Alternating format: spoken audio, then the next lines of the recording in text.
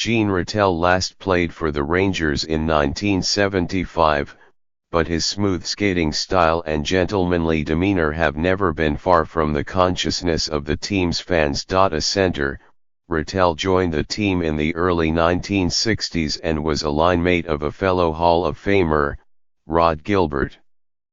They formed the goal A game, or GAG, line with left wing Vic Hadfield, one of franchise's most famous trios.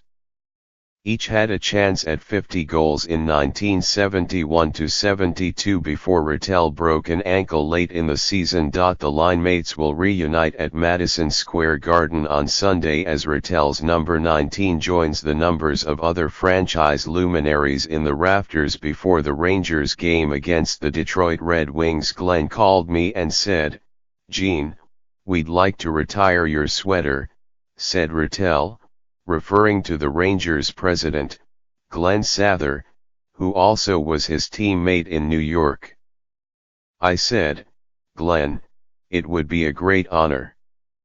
Ratelle, now 77, played parts of 16 seasons for the Rangers before a stunning trade on November 7, 1975, when he and defensemen Brad Park and Joe Zanussi were sent to the Boston Bruins for Phil Esposito and Carol Vadnais. The trade came a week after the Rangers had waived the popular goaltender Eddie Jakeman, who returned 2 days later in goal for the Red Wings when Ratelle played his last home game as a Ranger. The seismic roster shift sent shockwaves through the fan base. The Ratelle trade was even on the front page of the New York Times. By coincidence, the Rangers, who have said they are planning to rebuild, will be honoring Ratelle the day before the trading deadline. Ratelle, 35 at the time, went on to play 6 seasons with the Bruins, for whom he wore number 10. His time in Boston included trips to the Stanley Cup Finals in 1977 and 1978 before he retired at 40 in 1981. Ratelle finished his career with 491 goals and continued to work for the Bruins for another 2 decades, first as an assistant coach, then as a scout. He was inducted into the Hockey Hall of Fame in 1985. "I felt loyalty to the Bruins," he said. "I was with them for 26 years. Ratelle developed a bond with Jeff Gorton, the Rangers' general manager, who spent 15 years in the Bruins front office before joining the Rangers in 2007. "I used to go to high school and college games with him," Gorton said. "I remember those times. You look at his numbers, everything he's accomplished, and you look up to the rafters knowing Gene Ratelle belongs there." Ratelle will be the 9th Rangers player to have his number honored, joining Jakeman, 1, Gilbert, 7, Harry Howell, 3, Andy Bathgate, 9, Mark Messier, 11, Mike Richter, 35, Brian Leach, 2, and Adam Graves, whose number 9 hangs next to Bathgate's. "It's just the right time," Ratelle said. He will be joined on Sunday by his wife, Nancy, their 3 daughters and their families. "My wife and I were watching a Rangers game last winter, and they were talking about the players with their sweaters." Retired, said Ratelle, whose number 19 was worn most recently by Jesper Fast until he switched to number 17 this season. She said, "The Rangers should really retire your sweater because you had a great career in New York." "OK," I said. "If Glenn calls me, I will say yes."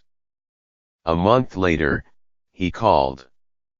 Ratelle will be on the ice with other former teammates, including Park, Jakeman, goaltender Jill Vilmure and forward Pete Stemkowski. "Gene didn't say much," said Stemkowski, who played 7 seasons with the Rangers. "He wasn't a rah-rah guy, and I don't think I ever heard him swear. He just worked hard at his craft.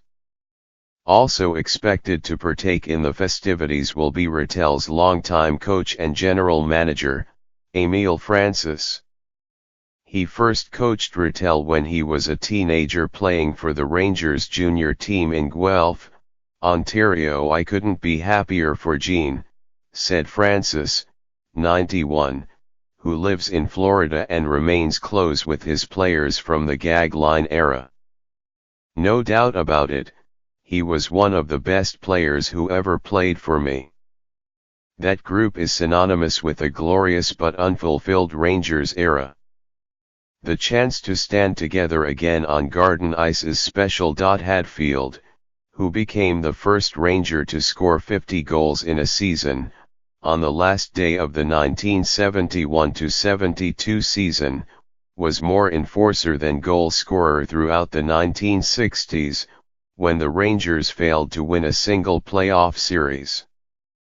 Hadfield, who was born one day after Ratelle in October 1940, joined the Rangers in 1961-62 and stayed through the 1973-74 season, after which he was traded to Pittsburgh. Hadfield said what made Rangers teams of that era unique was the players' closeness, exemplified by the mild-mannered yet intense Ratelle, whose 109 points in 1971-72 are second most in franchise history, behind Jaromir Jagr's 123 in 2005-06.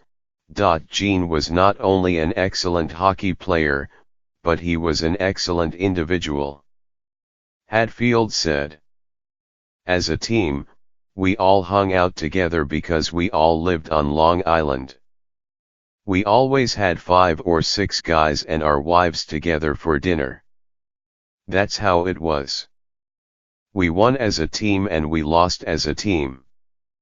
Gilbert played until 1977, finishing with 406 goals and 1,021 points, still franchise records. He has never left New York, and he works for the Rangers as Director of Special Projects and Community Relations Representative. He marvels at the happenstance that created a lifelong bond with Ratelle, who is from Lac-Saint-Jean, Quebec. It was pure luck we were brought together as kids in Montreal, said Gilbert, a Montreal native. Then we have this great career together through juniors and with the Rangers. And now we're both in the Hall of Fame. It's magical. The Hall of Famer Ivan Cournoyer, who played against Ratelle throughout his career, said there was a parallel between Ratelle and the Montreal Canadiens' great Jean Beliveau. Cournoyer's longtime teammate Jean Ratelle had the same elegance and style as Jean Beliveau, said Cournoyer, a 10-time Stanley Cup winner with the Canadiens. And he was a gentleman off the ice. What is too bad is that Jean Ratelle never won a Stanley Cup. But the Rangers were a team we respected because of Jean and Rod and all their guys. In 1971-72, Ratelle and his linemates were on pace to break all sorts of records and possibly lead the Rangers to their first Stanley Cup since 1940. But in early March, Ratelle's ankle was fractured by a shot taken by his teammate Dale Rolfe, and he was not a factor in the playoffs.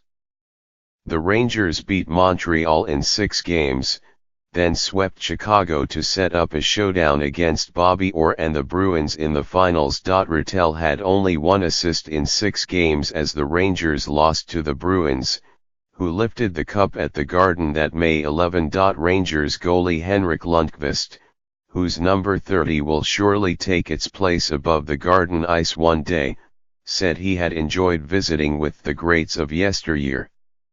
Ratelle and his linemates attended the team's pre-season golf outing last September. They are all super nice and funny, those guys, and you can see they care for each other, Lundqvist said. It was a different time, that's for sure, a different game and a different approach. but it looks like they always had fun. For Rangers followers of his era, the chance to honor Ratelle feels like a long overdue welcome home party. Time goes by, Ratelle said. It will be nice to be with the guys. This will be very special for me because we had some great teams in New York. And there's only one New York.